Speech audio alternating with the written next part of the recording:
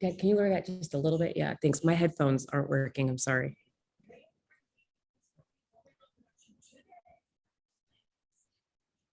Welcome, everybody. See, we're getting more participants in on this Saturday morning. We'll wait one more minute. Let everybody settled.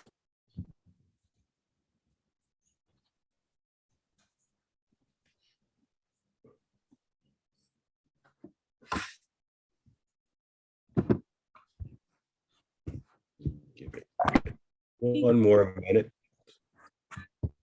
A few more participants.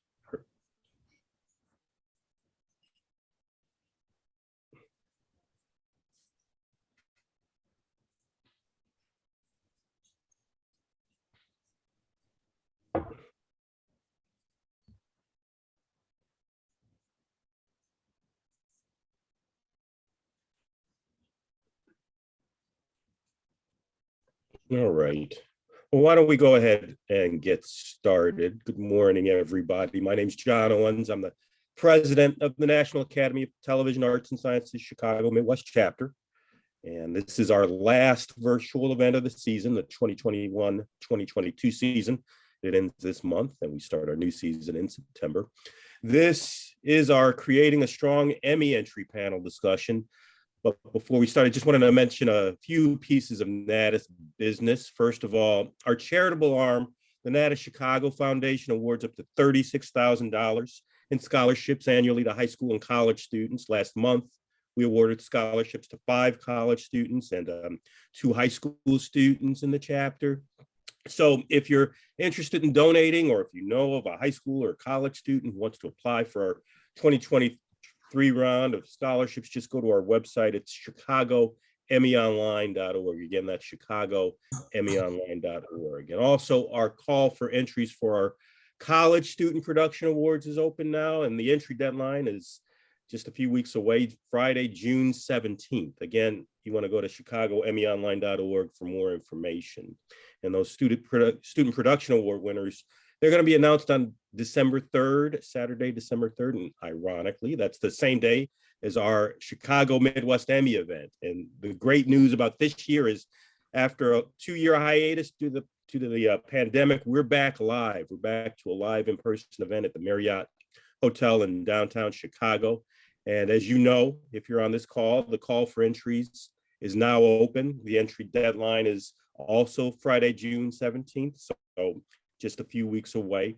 And that's why we're here this morning. We're here with a stellar panel to provide you with some tips and advice on how to create a strong Emmy entry. So why don't we get started? And here to moderate the event and introduce our panel is Afia Owusu. She's an executive producer at WCIU in Chicago, and she's my colleague on the Natus Board of Governors. So without further ado, here is Afia.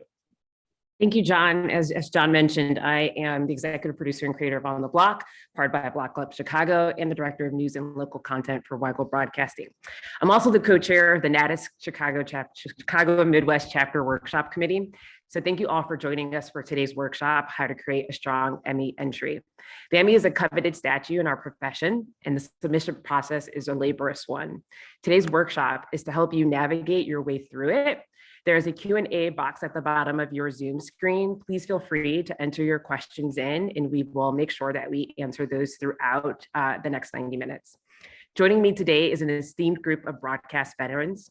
First, we have Diana Borri. She's a 35-year broadcast background in operations, finance, production, and convergence. She's also the co-chair of the Emmys Rule Committee. There's also Pam Grimes. She's a retired WGN TV special projects producer, a Natus Chicago board member, and also a Silver Circle recipient. She also has 17 Emmys, 5 Peter Lestager Awards, and a Murrow Regional Award. Then there's Mike Lowe. He's WGN TV's special project reporter, a 30-time Emmy winner, a 4-time regional Edward R. Murrow Award winner, and a national Walter Cronkite Award winner. And then we have lastly, Hector Perez, president at Rocket Productions. Rocket is the recipient of 7 Chicago Emmy Awards, and he's formerly a producer for NBC. So we begin today. Sorry, I didn't hit my button as I was reading all my little notes. We're going to begin today with kind of breaking down the three main focuses of the Emmy submission process. There's the call for entries, there's the content, and then there's the judging. Let's begin with you, Diana. I know that there are some new categories for the 2022. Let's kind of start breaking them down just a little bit, kind of giving people some context behind what they actually mean. So first, there's news gathering, diversity, equity, and inclusion.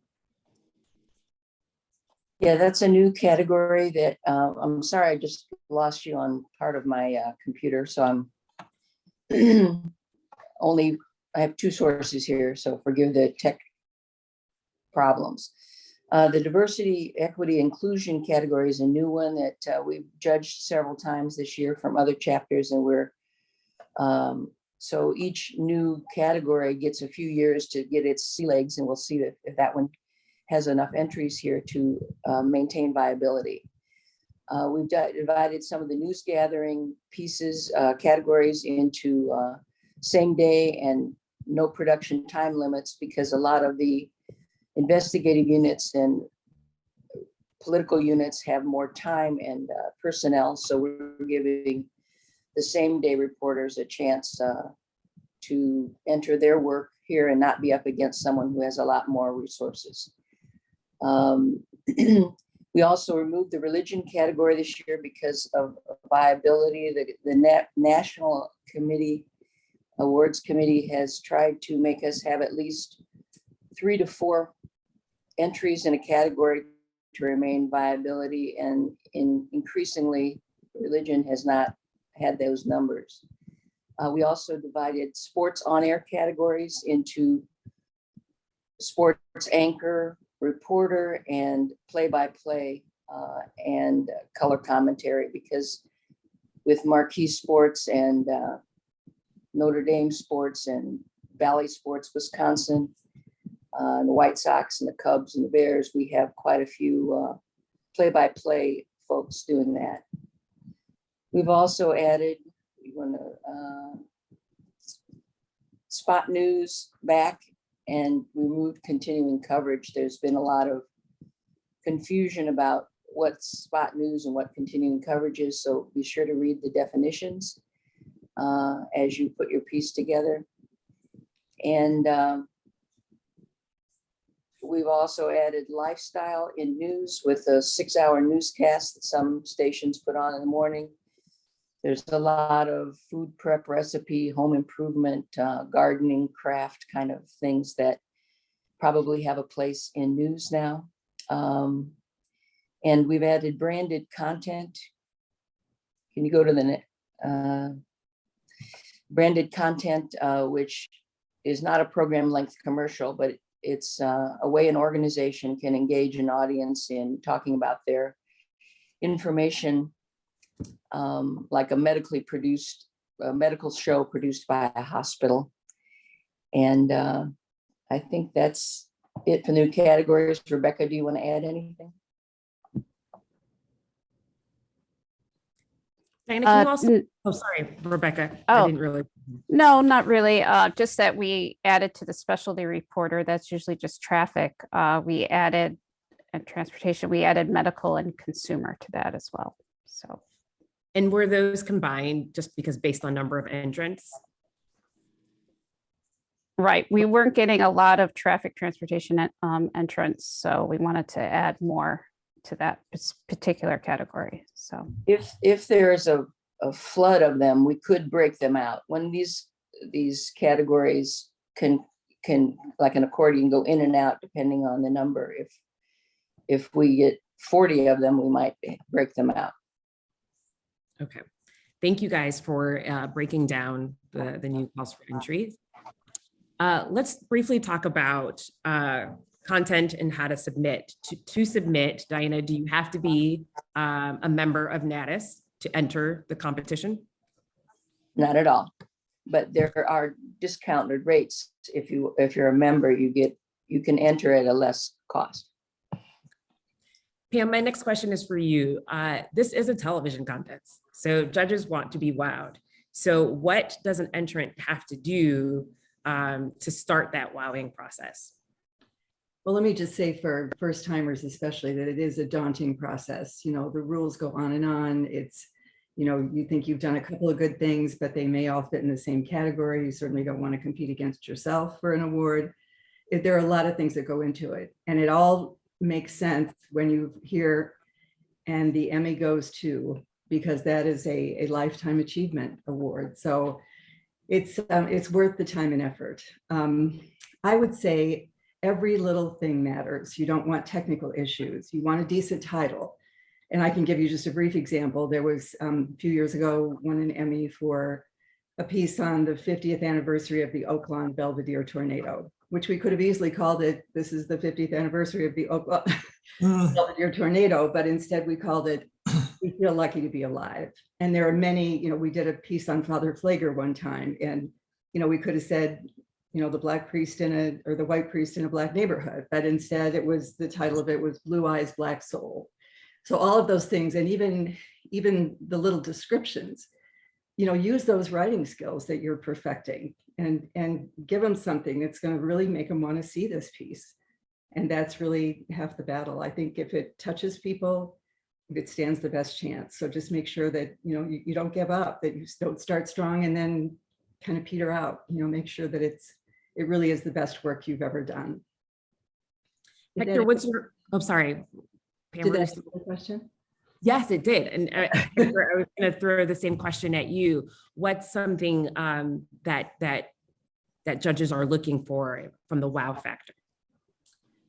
I think it's something, I think a built-in surprise in a piece is always, you know, it really regains their attention. If you throw something in a story that they weren't expecting, tell people something they don't know, you know, educate people about, you know, maybe they didn't, you know, these lights that were trying to shine in dark spaces, maybe they didn't know that there was, you know, this horrific gun problem in Lincoln Park in Chicago, you know, that kind of thing.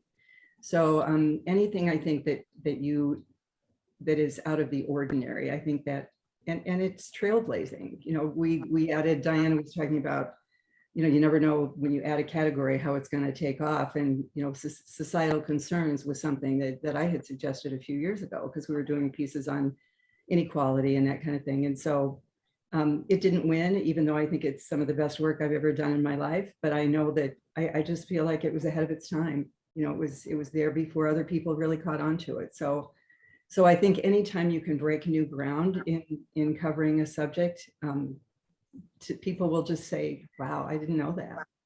Yeah. So Hector, from your perspective, what's something that you look for as a judge? You know, a lot of the things that you said, Pam, you know, really stick out. You know, having a great title, you know, is really good. You're educating people. But, you know, overall, when I look at something, I look at it from the perspective of structure, you know, and that structure is, you know, how the entry is beginning, how the attention getter that it's driving. Also, there's structure to the storytelling. You know, it's in a way that it's going to keep the viewer engaged so that you see the whole program. We as judges don't have to see the entire program. So really, it's you know, everything should be put up in front just to make sure that not only judges but the viewer is going to continue to watch that to watch your program. And you know, lastly, you know, powerful endings. Boy, I've seen great documentaries where, you know, that ending is it. You know, it makes that whole program. When I judge, I try to go in without any expectations. You know, I really just try to see it and then for it to wow me.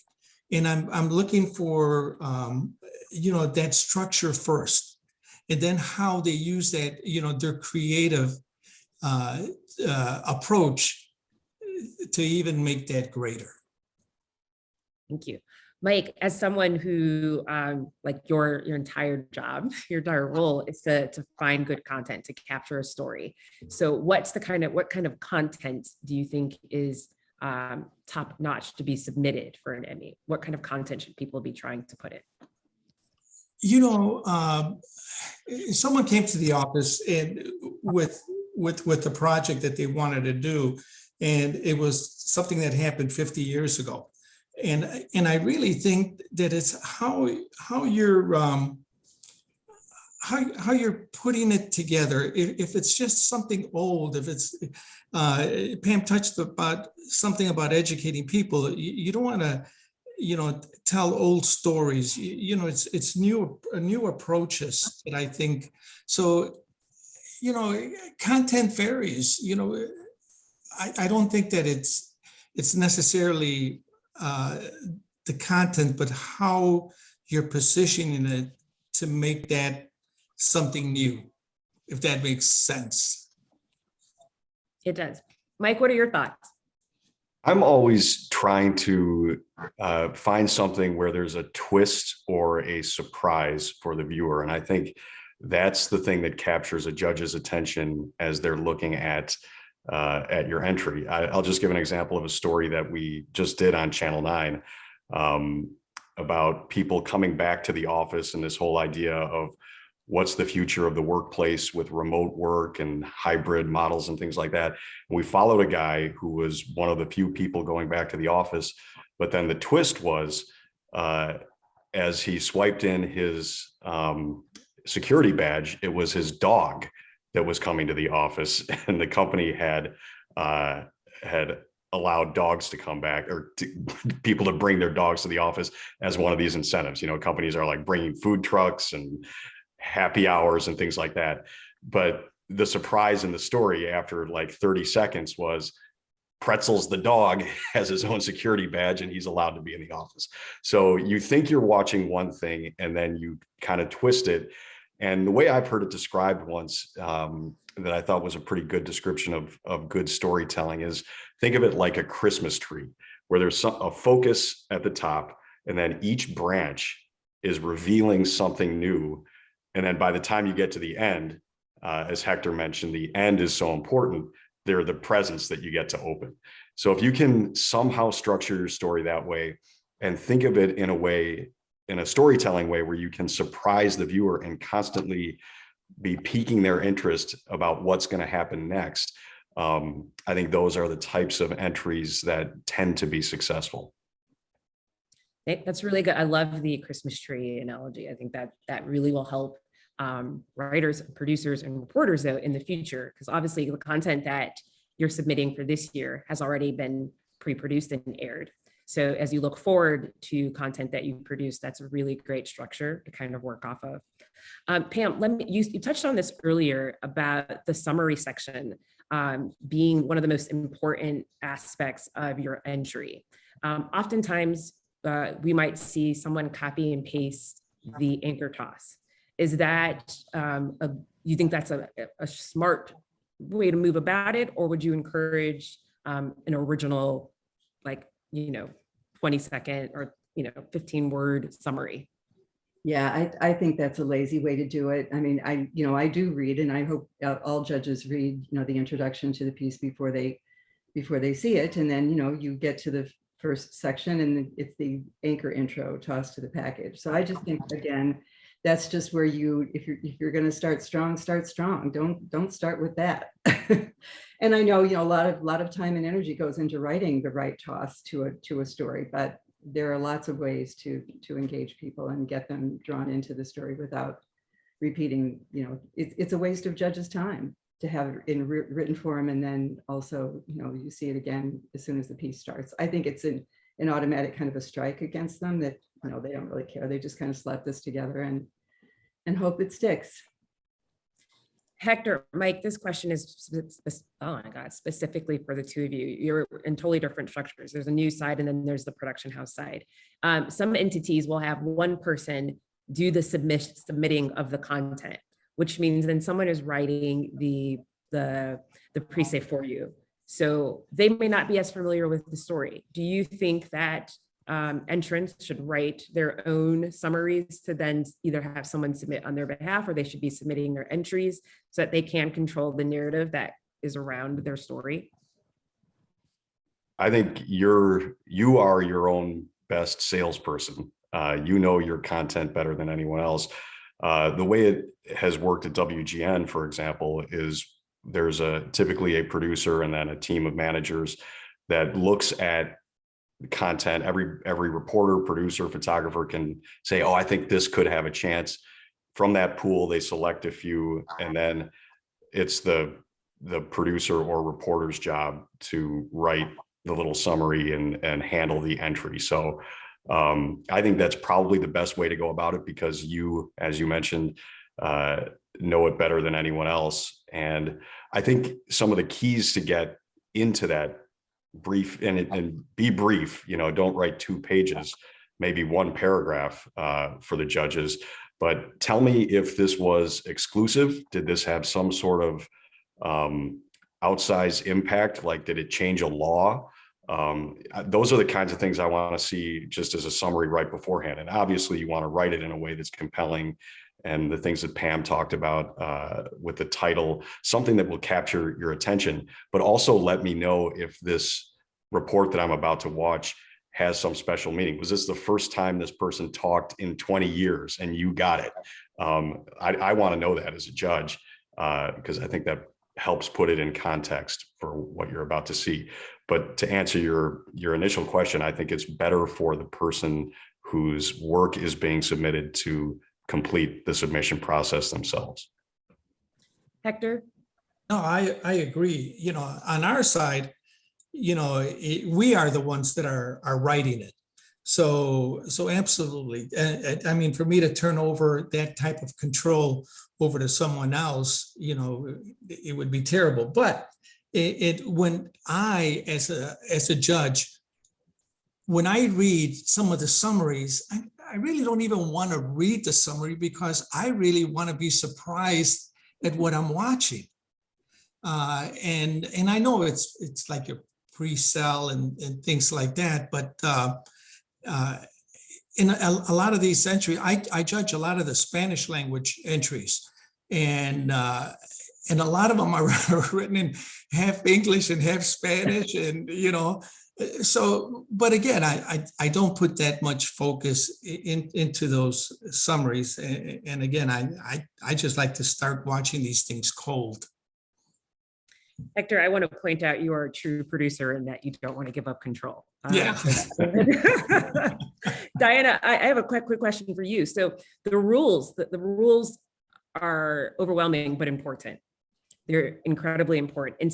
In particular, the double dipping. Can you explain to people what the double dipping is and why that is not allowed?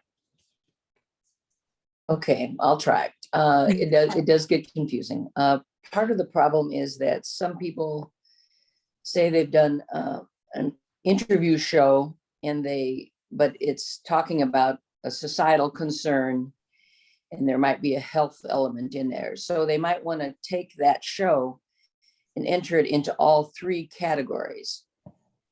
So it's a talk show, but it's also a human interest story and a societal concern. You can't enter the same content in 3 different content categories, because that's a double dipping. You can't win 2 Emmys for the exact same work.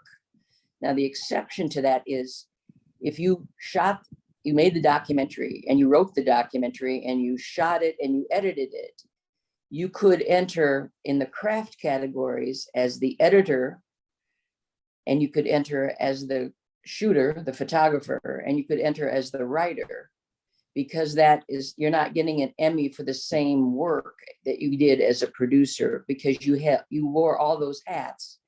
So it's not double dipping because you're not getting a producer Emmy for those things.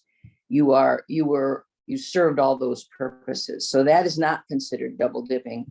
But if you enter the same material in multiple content categories, that is double dipping. Thank you. I think you explained it perfectly. If anyone has questions, please, again, I encourage you to throw those into the Q&A. I'm keeping an eye on that as well as the chat window. Rebecca, to kind of go off something that Diana just said, so whose name should go on the entry? So this is really important, and this is something that I send masses of amount of emails out over the summer to people. The content category, the programming categories, which are categories this year, I think they're 1 to 24, are the primary entrants are producers. So it's like we'll talk about later, it's about how it's being judged. So a lot of people will enter their editor, their photographer into the programming categories. And that's not necessarily why it's in that category. It's in that category for producing. So you want to make sure that you're putting in the person that is the main producer of the piece, who was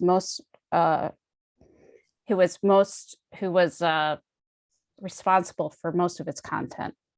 So, and also you just want to make sure you're not listing every person who touched the piece, because that's not the purpose of the award. The award is to go to someone who is most responsible for the entry.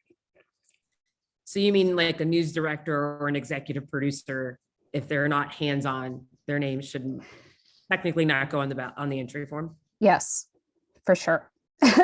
And that's a lot of emails that I send out over the summer too, just clarifying with people that their executive producer, their news director, whoever it is, was really hands-on, that didn't just oversee the work and say, oh yeah, that looks good, click. Because the award is for an individual. It's not for the production company. It's not for, the news director. It's for the person who actually made the piece, who is hands-on, in the trenches. Thank you. So Rebecca, aren't there some additional fees now for you can't add 50 names without paying for additional names? How does that work? Yeah, so after 8 names, there's a $20 fee for name 9, name 10, name 11, name 12. And then if you go beyond 12 names, you have to petition the Emmy Rules and Judging Committee about why you are entering more names and why those people were important to the entry and what did they exactly do. Because we want to know that. We don't want to have 50 people on an entry who don't necessarily deserve it. So I do have before we go to our next part, there is a question. It's from, I do a series called You Know You're From. It highlights interesting people or places who are doing great, wonderful things. For the human interest category, is it best to pick the absolute best story or do 2 to 3 stories to showcase the series? This is the kind of question that you would see a lot for anyone who has a series. Mike, what are your thoughts? I typically tend to think, as is so often the case, William Shakespeare said it best, brevity is the soul of wit. So as brief and concise as you can make your entry, the judges typically tend to like that, because you could be looking at, just from the judge's perspective, 50 or 60 segments that you have to watch. And so if you think you can convey the work that you've done in 3 minutes rather than 15 minutes, to me, that's typically a better option. I do understand the idea of wanting to show your range. And so maybe if you think there's something completely different that you did, but was equally excellent, you can kind of show all the different segments. But if it's the same kind of thing, I think you're almost always better off doing the shorter version. Again, because you want to be respectful of the judge's time, than going the entire length that you're allowed to go. Simply because it's there for 15 minutes doesn't mean you have to have a 15-minute entry. That's my 2 cents. Yeah, and that brings us to the understanding of how judging actually works. There are 19 regional chapters. Sorry. Oh, there are 19 regional chapters for NATA, and we in the Chicago area encompass Wisconsin, Indiana, and Illinois. So in that is the large market in Chicago, but also there are some smaller markets. And we want to stress the fact that these are peer and volunteer judges. That means these are people in other regions doing the exact same thing that we do. And so for many people, they may not be familiar with the crux of a story, but they are familiar with the categories or the contenting because they are also submitting Emmys for their own region. And oftentimes we might judge, Northwest or the Southeast Atlantic. So judging requirements. Judges see a scoring prompt after they watch 100% of any entry that's 5 minutes or less. For submissions running 5:01 to 15, the prompt appears after they've watched 50%. For entries exceeding 15 minutes, judges must watch only 25%. So earlier, Hector talked about seeing a documentary where the last part of the documentary was ultimately the best part. So your content should be captivating enough to keep the judge to watch 100%, even if they're only required to watch 15. So that's why it's so crucial to make sure you're selecting some of your best work. We do have another question in the chat that pertains to something similar. Does anyone have experience judging lifestyle content? And what are you looking for in those lifestyle segments, which are often lighter in tone than news? Pam. You're on mute. Pam, you're on mute. Sorry. I don't remember ever judging a lifestyle category. I never even heard of it until this year when we added it. So maybe I'm not the best person for that question. No problem. I have judged lifestyle. Has anyone judged lifestyle on the panel? So I can tell you from my own experience watching lifestyle content, I'm looking for how, like if it's a cooking segment or if it's a fashion segment, you're looking for personality. You're looking for how approachable that host is. Is this someone that you truly want to spend, time with? Because that's what lifestyle is about, right? It's making sure that you're engaging with your audience and that you're feeling comfortable and confident watching that content. People go to lifestyle for the personality aspect of it. And so that's one key focus. And I think it's also about the overall production of the content. If you're turning in taped pieces, what they look like, how the pacing is, the timing. If an interview feels long to you while you're doing the interview, then it definitely feels long to a judge or a viewer. And so if we're expected to watch something for a certain amount of time, we're going to watch for that certain amount of time and then move on because it's not captivating. So you want to make sure anything that you're entering, just because it might be a celebrity interview, it doesn't mean that it's captivating or entertaining. You want to make sure that you're highlighting your best foot as an interviewer or as a host or as someone who is kind of cultivating this conversation with a celebrity or a local influencer. So I hope that answers the question for you. Craft entries are evaluated using a scale of 1 to 10 for creativity and execution, which is kind of what I was talking about earlier. And all other categories are on a 1 to scale for each content, creativity, and execution. So Hector, from the production side of things, when you're looking at documentaries, how are you scaling? What are you looking from a creativity perspective? Storytelling is critical. I studied the work of Scott Craig in school, and he was just a terrific producer director at BBM. And again, a lot of it was in structuring the story correctly, keeping that the viewer on edge as to what the next step was. But you know what? We're also influenced a lot in production, in execution, of the piece. A lot of these craft entries, when I look at editing, for example, I love that because, I edit and I shoot and I look at these from probably a different perspective. And I score them, if I think they really add to the piece, I score them, accordingly high. But again, one of the things that I think is so important is that the story as a whole will add to the overall editing or producing, not producing, but editing or shooting of a piece, I feel, because you're still seeing it all as one piece. Thank Yeah, I have to say, I've been retired now about 3.5 years, and the stuff that I see every year just blows my mind. And I have to say, your stuff blows my mind. And when I watch like On the Block and some of the ways that you've handled print reporters and the way, they talk to the camera and tell their stories, and you put boxes around. I mean, I'm just like, I wouldn't have any idea how to begin to do something like that. Not that that was my job, but unfortunately, photographers and editors are up with all of that. But it's just changing so crazy rapidly. We all know that, but. Thank Yeah. you. Sure. Thank you. Nice to have your children. Let me ask you this from a craft composite perspective. So that typically, and that falls it back into kind of like the lifestyle question.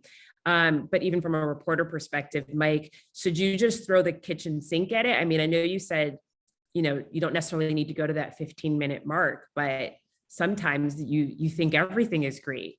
Do you think reporters or hosts or producers should ask others what pieces stood out the best to kind of narrow down that focus? Or do you think in some cases, the 15-minute mark is key? I think it's always helpful to get feedback from your colleagues, especially, we were lucky enough to work with someone like Pam, or there's a guy at Channel 9, Mike D'Angelo. You could say, people, the resources within your own organization, people who have done this before, it's always helpful to get their feedback before you, especially if you have a question about something. As far as the specific question about a composite entry, I think if you're going to put together a composite, they should be distinct, different skills that you're trying to show. One might be, the poetry of your writing. One might be the creativity of the storytelling. Those kinds of things. If you can have 3 separate entries. And I know I said brevity is the soul of wit, make it concise earlier, but I also am reminded of a Roger Ebert quotation in which he said that no bad movie is too short and no good movie is too long. So if it's good, put it all in because you want to show that. And if it's weaker, you're probably not going to hold the judge's attention. So that's, again, I think where what you were talking about, getting some feedback from other people. You might be in love with everything you've done because you've put in the work and you're so passionate about it, but to have another set of eyes to say, that one might not be as strong as the first one. Maybe you just go with the first one. Right. So I think that always helps to seek feedback and just remember those kinds of things. If it's really good and each entry is really good, keep them. But if there's really one strong one, then a couple you're not really sure about, you don't have to go all 15 minutes in the composite. This is another, especially I've done a lot of longer form judging, and the ones where they're 15 minutes plus and you only have to do 25%, I usually give it a good 5 minutes at the beginning, and then I jump to the middle, and then I jump to the end, because and then the beauty of having the whole thing is, if you really are engaged in it, I go back and watch the whole thing, because I just want to see, wow, how did they get from the beginning to the middle to the end, and it was sometimes it's absolutely beautifully woven together, and other times it's like, wait, what? Yeah. From the perspective of choosing the right category, Diana, how important is that? Well, it's important, but people who do all the entering probably should tell you how agonizing it is to choose the right one, because obviously something that's human interest could also be a societal concern. But Mike, how do you make those decisions? I think just exactly like what you said, sometimes it's like one of the hardest days of the year. You could do this great story on a blues guitarist, and it could be human interest, or it could be arts and entertainment because it's, you know, talking about the art. And it's like, man, which one should I put in here and which one should I put in there? If you're submitting more than one, it's always difficult because, as Pam said at the outset, you don't want to compete against yourself. You want to make sure something that you've done and poured your heart into and really think is worthy of an Emmy gets into the right category. You know, you don't want to be, so it's just hard. You have to kind of think, okay, this is probably more this than that. And it's just hard, and you kind of have to make the decision. For years when I was working in Milwaukee, failed to win Emmys, and I said to myself, how would like a championship coach like Bill Belichick approach doing this? And you have to come up with a game plan. And the good thing for anyone who wants to try and do this, you have the game in front of you, right? All the rules, all the categories. So if you really wanted to do it, you could say, let's go out and do a great religion story this year. And then if it's good, we can enter it in the religion category. And I know that's one that just got eliminated, but you know, there are certain categories, and you can try and do stories to meet those categories. So if you're doing that ahead of time and thinking like, this could be an entry for sports, or this could be an entry for business or consumer, this could be an entry for arts, you can kind of put together a game plan like that throughout the year. I know that's not something everyone has the luxury of doing. If you're a day-to-day general assignment reporter or something like that, you kind of just have to do whatever gets handed to you and then make the best of it. But if you have a chance to do special projects or plan ahead of time, you can kind of think about that ahead of time, the way coaches who win Super Bowls do, you know, come up with a game plan and execute it. So that's one way to kind of choose the category, know ahead of time.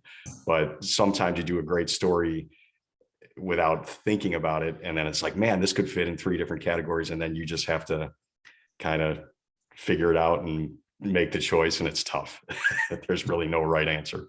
It really is you're right. It is absolutely the most difficult part, is trying to figure out where does it stand the best chance. You know, I always saved all the programs, and, you know, I write down who won and that, you know, how many nominations. And so people would come to me and say, can I see last year? I want to see how many people entered in this category. And let me see if it's more than this other category, maybe I'll throw it in this. I mean, really, they were just like this whole numbers game, like, where can I put it where it stands the best chance? And I always just say, you know what? This may be the very best work you've ever done in your entire life, but you may be up against 5 other people who are nominated, who it's also the best thing they've ever done in their life. And so you can't, as difficult as it is and how much it stings, you just keep doing good work and jump right back in there, is how I figure you try to make it work. That's a great point. And I think it's important to remind people that, like, the content is what matters, right? We're journalists, we're storytellers, we're naturally inquisitive. We love to be able to kind of give this information. The end all goal for you shouldn't be trying to win the Emmy. The Emmy is kind of like the benefit of your hard work, because Lord knows we're not always getting it monetarily. so you know, you want to at least have that goal to show your parents that becoming a journalist really did matter. My dad is sitting here right now. So but that I just want to kind of throw that out there. Before we wrap up too, and just kind of I wanted to kind of go through now in this like digital age, you know, your content is all over the place, or you're being asked to make content for, you know, smaller digital platforms. People often are confused as to what they have played online, if that can enter into the Emmys. Rebecca, are there specific categories that are specific to digital media?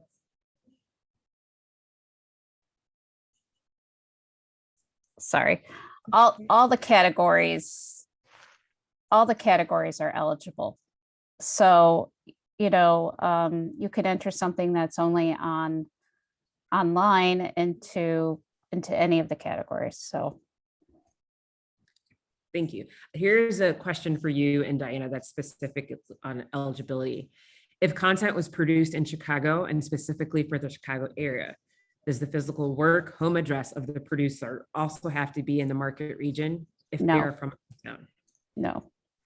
We often get work that's produced, for a regional audience, for our regional audience, and the producer is based in LA or based in New York. So no, it doesn't matter. It just has to be produced and intended for our regional audience. For producers, so Pam, we're often kind of always thinking that the Emmys are for the on-air folks, or maybe even the photographers. Do you have any words of advice or tips to give producers who are submitting content? Boy, again, I think it just comes down to, it may be near and dear to you, but if, I don't know, I'm not sure how to answer that, Sophia. It's,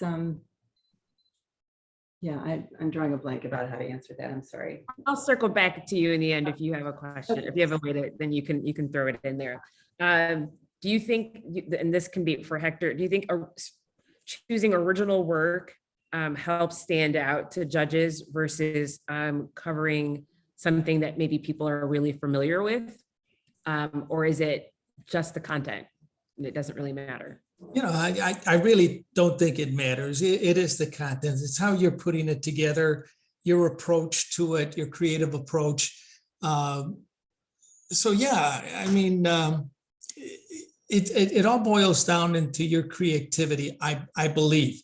And if you follow that structure, I think that you're going to be nominated regardless of original, of something very original, although that could play, I think that it just kind of varies. I know that when I judge a few things, and it's something that I really don't know, that I really didn't know was happening, or, it does, go into the scoring, under content. But remember, we're not only doing content, we're doing, your creative approach, we're grading that, and your execution, which is part of that production. And, and so that, yeah, it may vary, but it's just going to vary in that category that you're grading. I would say one thing, Sophia, I'm not sure sorry, my husband's in the hospital and he's getting out soon, so I was distracted when you asked that question. I do feel like, again, now I've lost my train of thought. Sorry, I didn't sleep a lot last night. We got time, Boo. Don't worry, we got time. Yeah. Mike, let me ask you this. You won in Milwaukee against one of my pieces in Chicago. Sorry.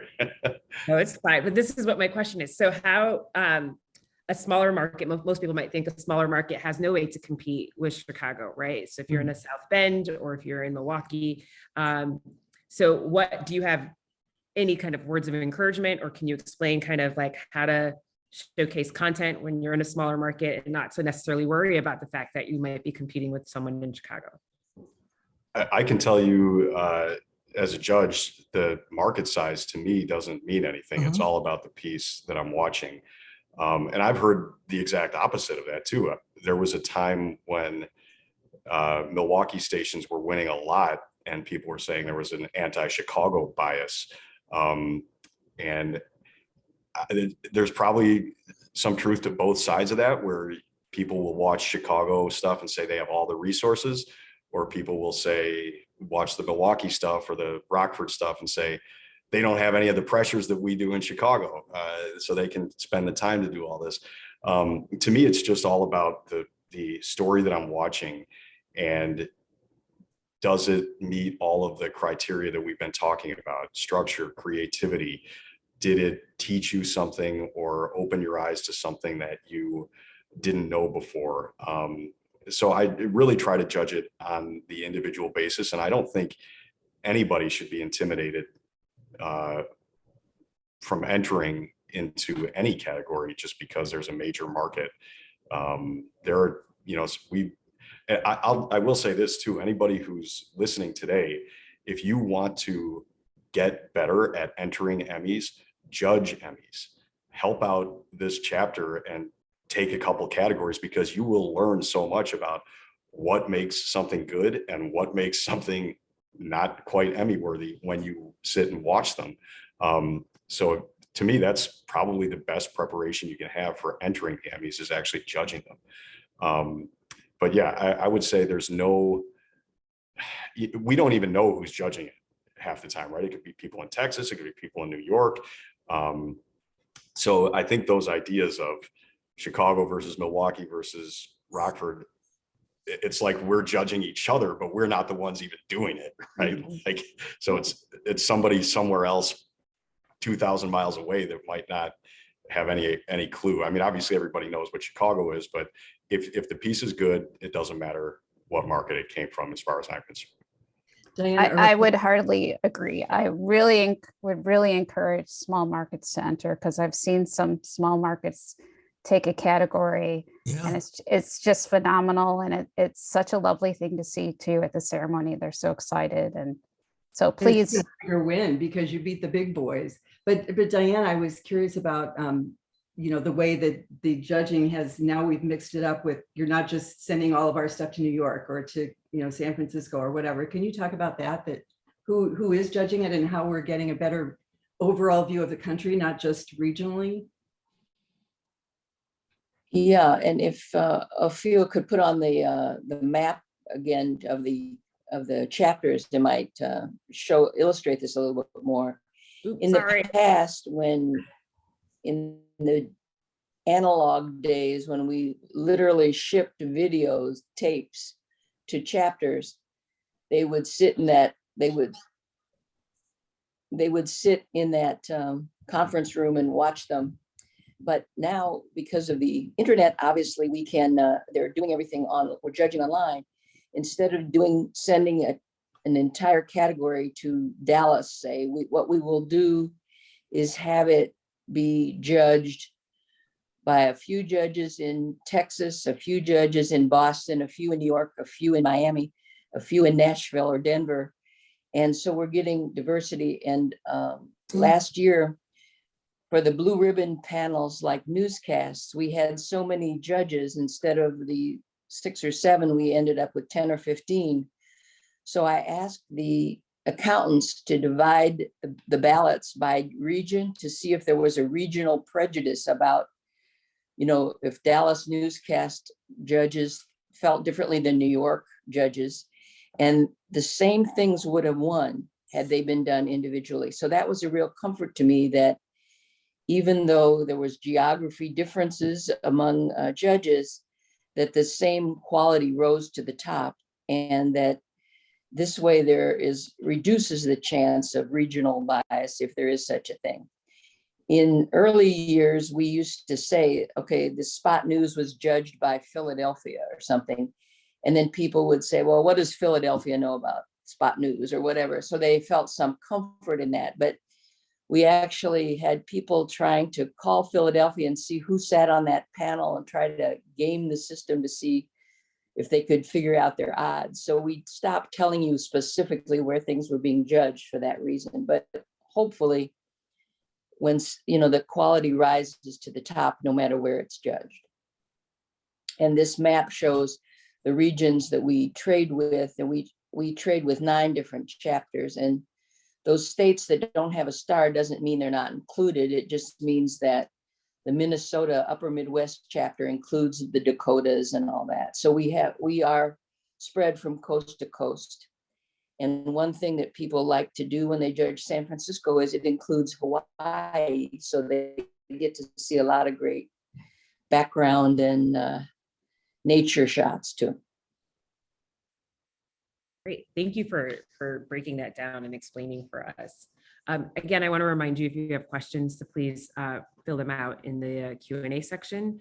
I know some of you have thrown them in the chat, and I'm keeping an eye on that to see it. Rebecca also threw in the chat window for you guys a page of advice that comes from the San Francisco chapter. So make sure you click on that link, bookmark it, save it, review it. You still have a couple of weeks before Emmys are due to take some of that advice in. Before we wrap up for this afternoon, I just wanted to see if I could ask you guys, I know I asked this question to Pam, but if you had any advice for first-time entrants and those who might also feel beaten down from losing, what a little piece of advice that you could give them. Hector, let's start with you. Well, first of all, I think it's great that you can go back, and if there's a category that you're interested, whether it be documentary or interview segments or whatever it may be, you can go and look at past winners. And I think from there, you can take away and evaluate your production. You talked a little bit about different markets being our competition. I like to think that I'm my competition. I look at a product that I have and I want to make it better. So, I think that if you have that hunger out there if you're especially, just coming out of school or independent producer, to be hungry enough to develop, your style, your uniqueness.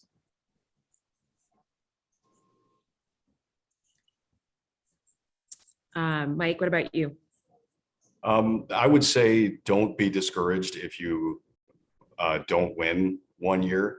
It doesn't necessarily mean that your work wasn't great. It's just that there was something else in that category that rose above it for whatever reason. I give an example all the time of the year 2011. I was in Milwaukee at the time covering the huge anti-union action by Governor Scott Walker that led to 100,000 protesters basically descending on the Capitol for like a month. It's a huge story that in retrospect, set the table for the Tea Party movement, which brought Sarah Palin, and then Trumpism. It was a very important story. And it was in full Technicolor with all these protesters. But I entered that in the breaking news category. And it was the same year that the blizzard shut down Lakeshore Drive. And that was such a visual story. And you literally had life and death type of stuff going on, people getting rescued off CTA buses. And it was just a much more compelling television story. Now, that didn't mean that I didn't handle the breaking news at the Capitol in Wisconsin well, and that it wasn't important. It just, from a TV perspective, to go back to that very first slide, right? This is television. So people are watching your news report or whatever you're producing on the same box or the same device that they're seeing Game of Thrones and Oprah and Michael Jordan or whatever. So you have to have an entertainment value to it. And that was certainly a much more visually compelling story. And that's why mine didn't win. So don't be discouraged. You may be doing awesome work. There just may be something else that was better suited for that category or just for television as a whole.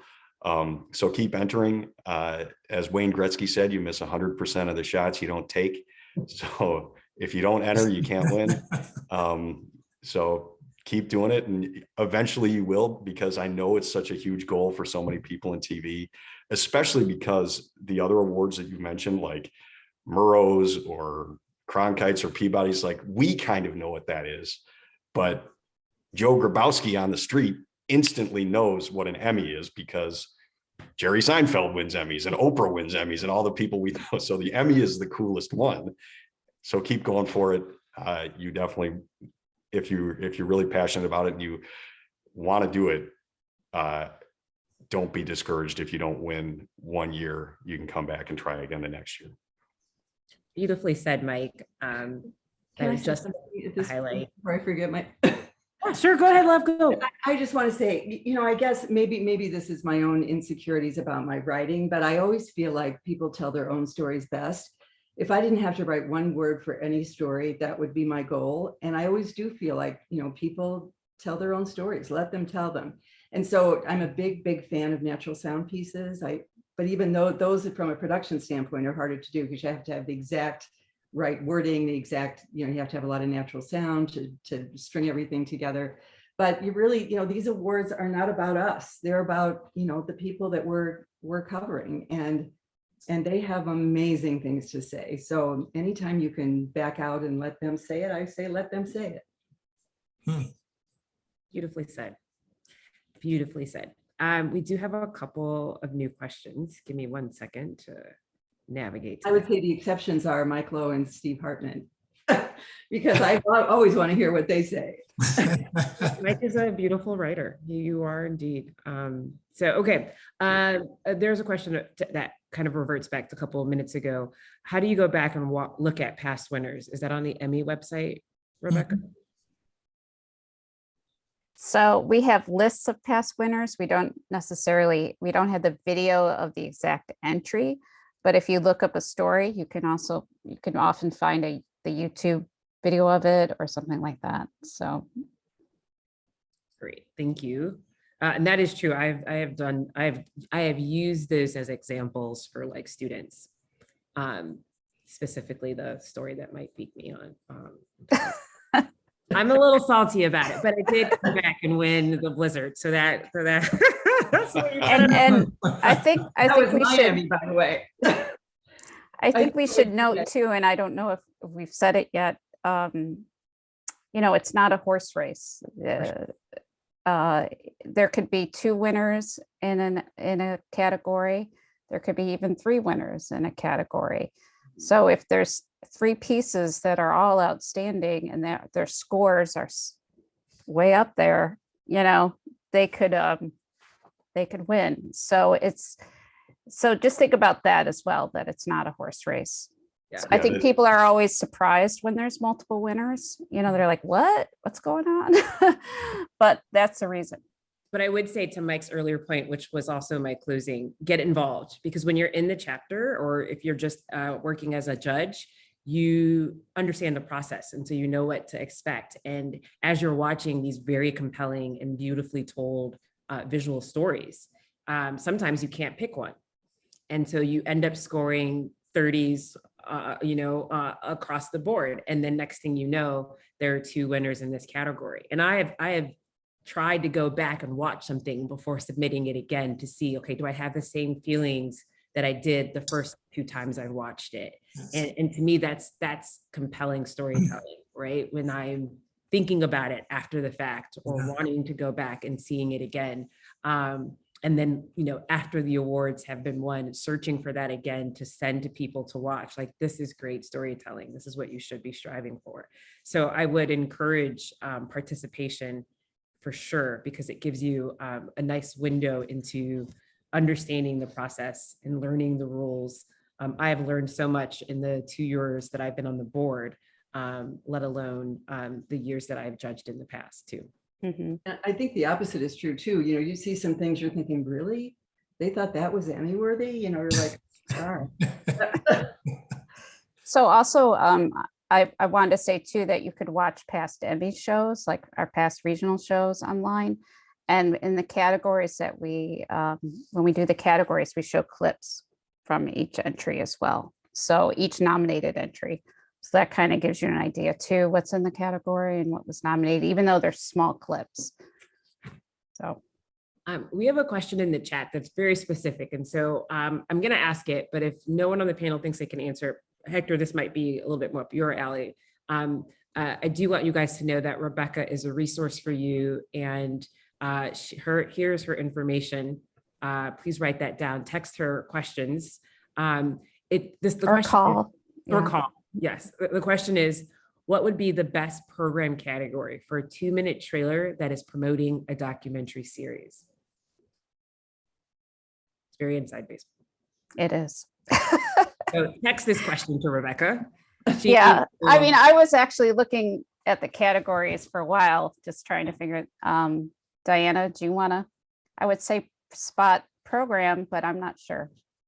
Well, there's a promotion category. So if it's a promo for a documentary program, it would be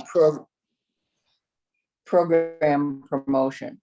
Right. It would be 23B. Who do like this branded content thing will fit their bill more, that they will do promoting like a company or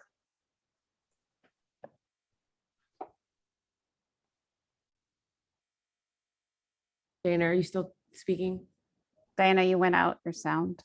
I think she froze up, yeah. She might have froze, yeah. I'll put Rebecca's information back up, but I do want to Yeah, also 23, it's Here she program promotion. program promotion. I think Rebecca just threw the information in the chat. So if you want to take a look at that, that might be, and again, these are suggestions to you, not an emphatic. So don't be upset at Diana or Rebecca if you do not win, because that is not, Craft categories too. So just always keep that in mind. So for editing, for writing, etc. So directing. and then just a couple quick notes before we end our session. Your entry should begin immediately. Try not to think of this too much as a reel, right? Judges don't need your phone number and your station address and contact information, your IG handle. None of that matters. Avoid the color bars in the slates. Countdown should not last longer than 4 seconds. Dip to blacks no longer than 2, because you have to remember, every time something dips to black, we always think that there's a problem, right? That's our nature in television. So if it dipped to black is longer, I'm going to believe that this is over. I'm going to shuttle through, right? And if there's this massive gap, I'm wondering, especially if you're editing content together, is something supposed to be here as a judge? For credibility, enter the segment as aired. If it's from a master, mix the audio on both tracks, split tracks from the separate channels.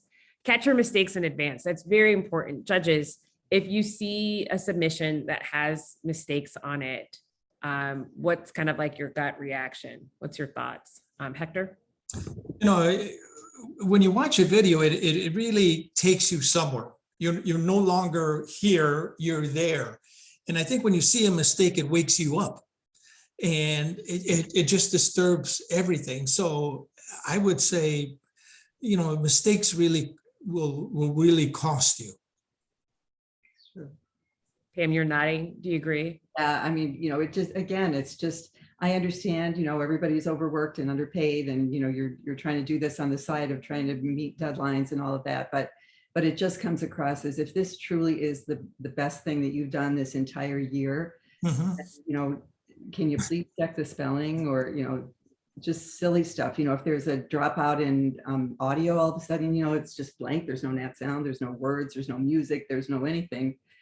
It's just, again, like Hector said, it just kind of stops you in your tracks. Like, yeah, not good. And when you say mistakes, are you meaning mistakes in the edit submission, or even the on-air mistakes?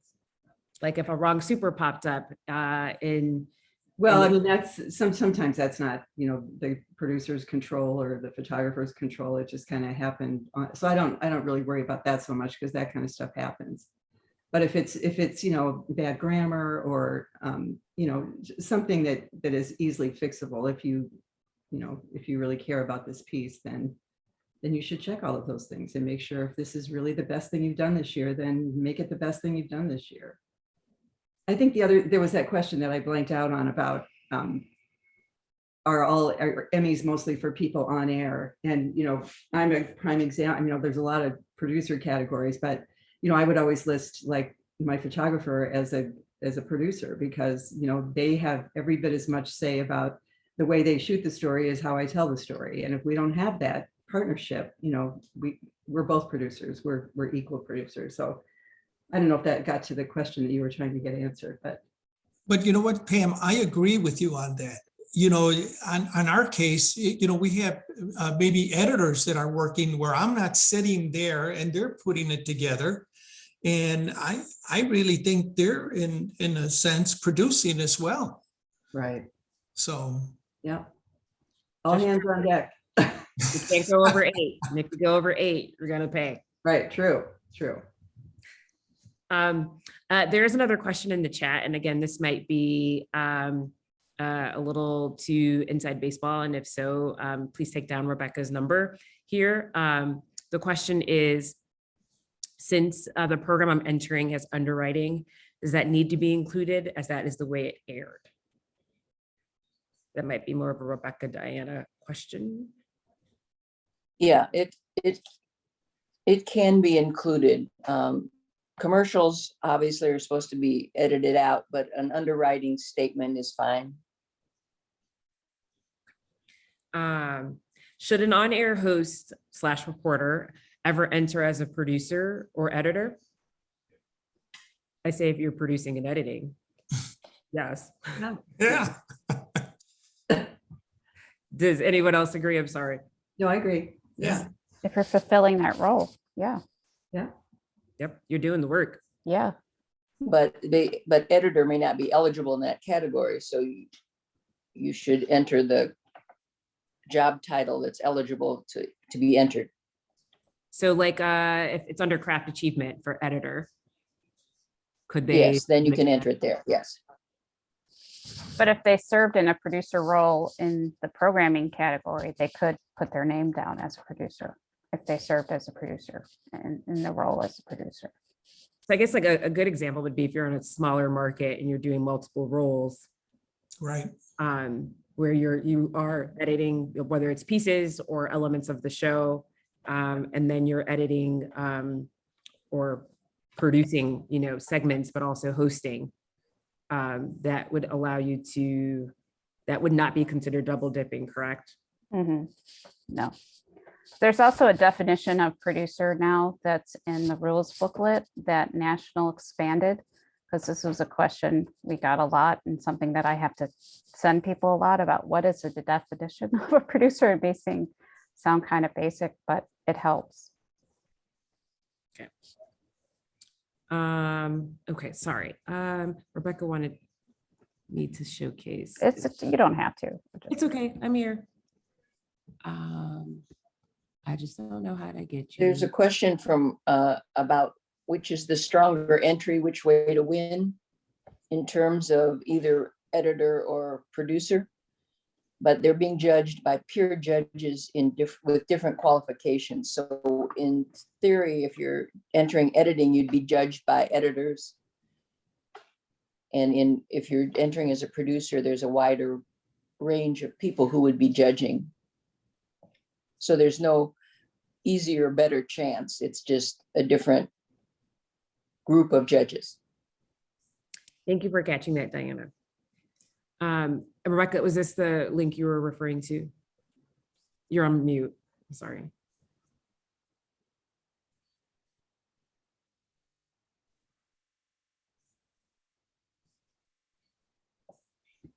This one, creating Emmy-worthy work, Rebecca. You're on mute. I'm sorry if you're talking to me. It's just another link, something that more information to help you out. So. Yeah. So if, again, bookmark this link or download it. It's a PDF you can see you can't see in the corner, but in my screen on the corner, I can see a little download button. So highly encourage you to download that and to keep that handy. Are there any other questions before we go? John Owens, if I could ask you to come back into the chat, do you have any words of advice or suggestions for people who are entering the Emmy process this year? No, I think you guys covered it all, but I think that one comment I think Hector made about, making sure that, in pieces that you submit that, that the pieces are strong at the top, because judges are only required to look at 25% of the material that they judge, so they're going to be judging off that really attractive, visually attractive, alluring start that you may have for your segment or your documentary that you submit. So just keep that in mind. That's very good. That's really good. Pam, before we go, I just wanted to give you an opportunity. Did you have any advice for producers that you'd like to share? If not, it's totally fine. Yeah, I think I just feel so privileged because so many people, like Mike, he's his own producer. He doesn't have a producer. So, I had the luxury of, it's probably a dying thing that you are just a producer, because everybody's doing multiple jobs. MMJs are in major markets too. It's not just small markets anymore. Everybody's doing everything. So yeah. It's true. It's true. All right. I want to thank our panelists so much for joining us today. I know that this was a chunk of time in your day, and we appreciate you spending it with us to be able to kind of share some of your experiences, your knowledge, your wisdom. Before I turn things back over to John, does anyone have any last remarks that they want to make? I just want to say that in my case, you have to keep it fun all the time. You take it too serious and, the creativity goes away. So, if you're even, no matter, how many years you've had an experience, just remember why we're in this field to begin with. We love it. We love it. Yeah. Love it. Love Yeah. it. Love it. And don't be afraid to ask questions. I mean, ask me any question. I don't care. Don't be afraid to ask questions. So that's all I can say. And I often help first time entrants a lot, so if you feel like you're texting me or calling me so many times, you feel embarrassed, don't worry about it. I mean, I know the entry process is complicated and the rules, and I've been doing it for so long, I don't even know. I mean, I have to constantly refer to the rules booklet to clarify things for myself. So again, just feel free to ask questions. And if you're calling me a lot, don't worry about it. That's what I'm here for. And I'm happy to help you. I will say from personal experience, Rebecca, what she's saying is true. She has definitely answered questions via email, text, right up to the deadline. Yeah, that's one thing. Can I say, please enter early if you can. Enter early, because the day of it's really hard to answer everyone's questions. That's the day when I'm not as Work on deadlines, Rebecca. That's how this works. We work on deadlines. I understand. A deadline is the deadline. Yeah. But this week, for example, great week to enter and to ask questions and stuff like that. And I think the information online too, the entry process online is much better than it used to be. They definitely. Oh my gosh. National is the one that provides us the software. So everyone that's been yelling at me for years about how frustrating the software is, we have been working on it, and I hope it's easier now, and I hope it's more self-explanatory and it's intuitive. So I'm hoping to get less questions this year just about the software and about the entry process and about uploading. And yes, it takes a while to upload. Can I just say that too? Technology is a great equalizer though, because I just, back in, a couple of decades ago, I wasn't an editor. And, even before that, when in small market Iowa, I was, trying to find anything that didn't have a wrinkle in the tape, and now everybody can get on their own laptop and clip something and upload it themselves. And I used to be so stressed out about, am I going to be able to find somebody who's going to do this? Yeah. And if you're uploading at the station, I mean, be aware that the Wi-Fi, it might be really crowded at that point, so it's going to take longer to upload. And that's not necessarily the Emmy Express fault. It's just that Wi-Fi is getting overloaded. So I always tell people, walk away from it. If you're standing there looking at it upload, it's going to take longer than you want it to. It's good to just walk away, go get lunch, come back, that kind of thing. Yeah. Sure.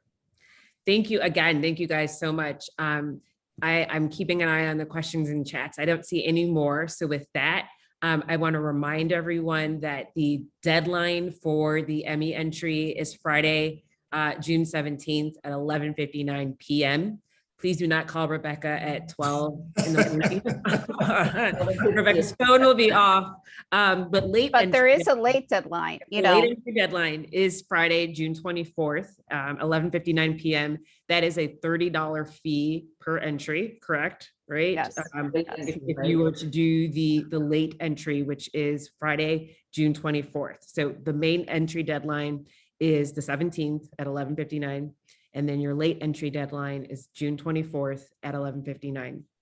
And please don't call me on June 30th and tell me some story The Everyone's dog grounded. ate my homework, you know, I've Right, heard it yeah, all. yeah, So, Yeah. Our the college production awards, to those entries, the deadline is June 17th as well. And then our big ceremony, the big shebang is December 3rd, right? Okay, I'm sorry, I can't find that part of my notes. And this is going to be in person, correct, John? Yes, we're back in person for the first time since 2019. Yay. So we're And going to so be at we're- the Marriott where we've been before, the Marriott downtown on Michigan Avenue. So So it's a fun night to get dressed up. If you're not nominated, I still encourage you to come and attend, especially if you're a first-time journalist, that this is your first job. It's a great experience, also a great networking opportunity, and it's a great way to see camaraderie among stations. It's not like Anchorman, we're not fighting in the streets, but so many of us have worked in the market at either multiple stations or worked within the region. So it's a good opportunity to see friends and to kind of just celebrate the hard work that everyone has done. This has not been an easy almost 3 years. And so to see the quality of work, to see your peers and to be able to acknowledge that and to gather in person is just going to be a fun opportunity. Plus everyone likes to do black ties. So I got a butterfly dress that needs wearing Yes, again. you do. Oh my God, unbelievable. So thank you all so much Power, again. by the way. Thank you. Thank you all again so much for joining us. If you have questions, please reach out to Rebecca through the phone number that I provided earlier. And enjoy the rest of your Saturday, everyone. Thank you all again for joining us. Bye, And everybody. thanks, Sophia. Thanks, everybody. Thanks, thank Sophia, you, for- everyone. Yeah. Thank you.